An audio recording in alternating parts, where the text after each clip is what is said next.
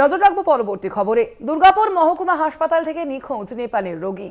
নেপাল থেকে দুর্গাপুরের রঘুনাথপুরে আসে চিকিৎসার জন্য, এমনটাই জানা যাচ্ছে। এবং বিধাননগর ফাঁড়ির দ্বারস্থ হয় ওই রোগীর আত্মীয়রা। দুর্গাপুর মহকুমা হাসপাতাল থেকে নিখোঁজ নেপালের এই রোগী।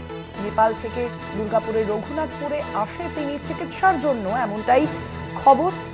বিধাননগর ফাঁড়ির দ্বারস্থ হয়েছেন ওই রোগীর আত্মীয়রা।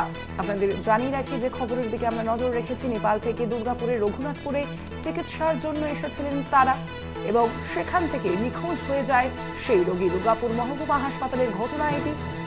এই ঘটনায় অবশ্যই যে তার পরিবারের সদস্যরা রয়েছেন তারা পুলিশের দ্বারস্থ হয়েছেন, বিধাননগর ফাঁড়ির দ্বারস্থ হয়েছেন ওই রোগীর আত্মীয়রা। সঞ্জীব সুই প্রতিনিধি রয়েছেন ফোন লাইনে। সঞ্জীব, ঠিক কি ঘটনা, কি জানা যাচ্ছে এখনো পর্যন্ত?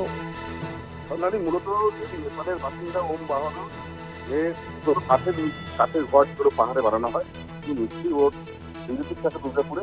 তো অসুস্থ ছিল শারীরিকভাবে, তো সেই জন্য তাকে দুর্গাপুরে নিয়ে আসা হয়েছিল। তার আত্মীয়রা নিয়ে আসে, ওখানে থাকেন তাদের আত্মীয়রা দুর্গাপুরে। তারপরে 18 তারিখে তাকে দুর্গাপুর মহকুমা হাসপাতালে ভর্তি করা হয়। 19 তারিখ সকালবেলায় যখন ডাক্তারের সাথে কথা বলতে পেশেন্টের লোকেরা যখন যায় এবং এক্সরে ডিপার্টমেন্টে যখন যায় এক্সরে করার জন্য, তখন ও বেডেই ছিল। যখন ফিরে আসে তখন আমরা বেডে দেখতে পাই। তো দীর্ঘক্ষণ হাসপাতালে খোঁজাখুঁজি হয় এবং দুর্গাপুরের বিভিন্ন এলাকাও আত্মীয় পরিজনেরা ঘুরে ঘুরে খুঁজে দেখে, কিন্তু কোথাও তাকে পাওয়া যায় না ওম বাহাদুর।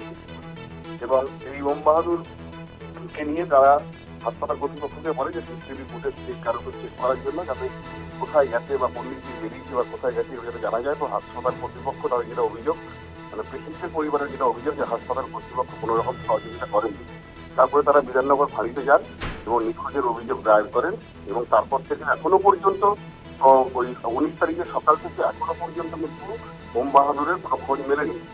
ইতিমধ্যেই এটা নিয়ে পুলিশ তদন্ত শুরু করেছে বিভিন্ন জায়গায়, কিন্তু এখনো পর্যন্ত কিভাবে এখন যেটা প্রশ্ন উঠছে যে দুর্গাপুর মহকুমা হাসপাতাল থেকে একজন জলজান্ত রোগী, যিনি নেপালের বাসিন্দা, তিনি কিভাবে উধাও হয়ে গেলেন, এ নিয়ে এখন প্রশ্নচিহ্ন উঠেছে। এই ঘটনায় যথেষ্ট চাঞ্চল্য দুর্গাপুর। সোনালী, ধন্যবাদ তোমায় সঞ্জীব।